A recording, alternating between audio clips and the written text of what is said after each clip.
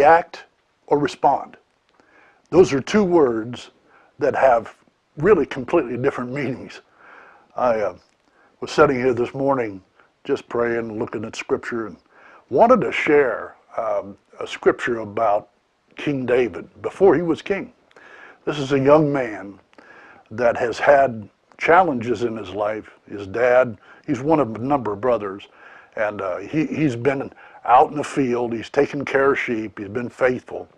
And his dad gets a hold of him, and now Israel and the Philistines have gone into battle array, and they're going to go to war, they're going to fight. And so they're in the valley, and one is on one side of the valley and the other one's on the other side of the valley. And what happens basically, without getting into it that very much, the Philistines have a giant, got a guy about 9 foot tall, man, he's a big guy. And he comes out into the valley and he said, listen, you take the guy that's your best fighter and you send him down here. And him and I will do battle against each other, and whoever wins, hey, wins the day. And so Israel hears this, and it's in 1 Samuel chapter 17.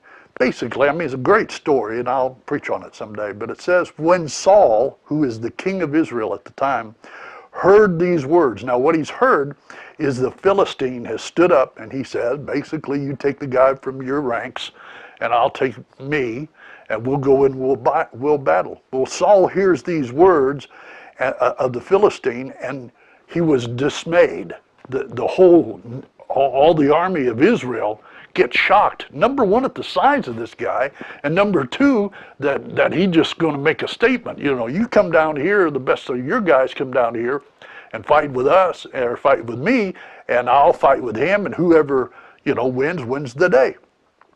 And so Saul is dismayed. He's like confused, man. Oh, I don't want no part of this. This is bad. And he's greatly afraid. Now, one of the things is he reacts. He reacts to what he sees. He sees this giant, and he sees the attitude the giant has and the solution to this war. And the first thing that comes to his mind is, man, he reacts to the circumstances. He reacts to what this man has said, and his response basically is fear. He gets afraid. He gets dismayed. He gets shocked. And when that happens to him, he forgets who the God is that he serves. He's been in battle before. Saul was not just a wimp. He's a pretty good-sized guy himself.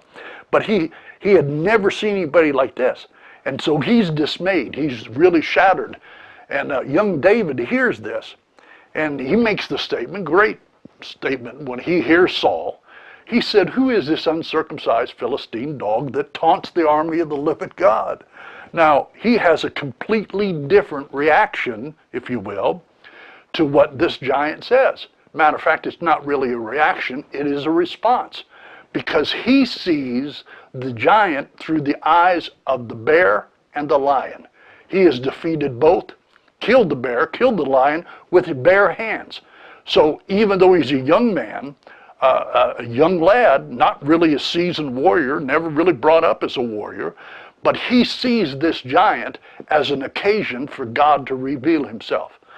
Too many times in our life, we go through situations, and you've heard me talk about this if you've watched any of these 5-minute programs.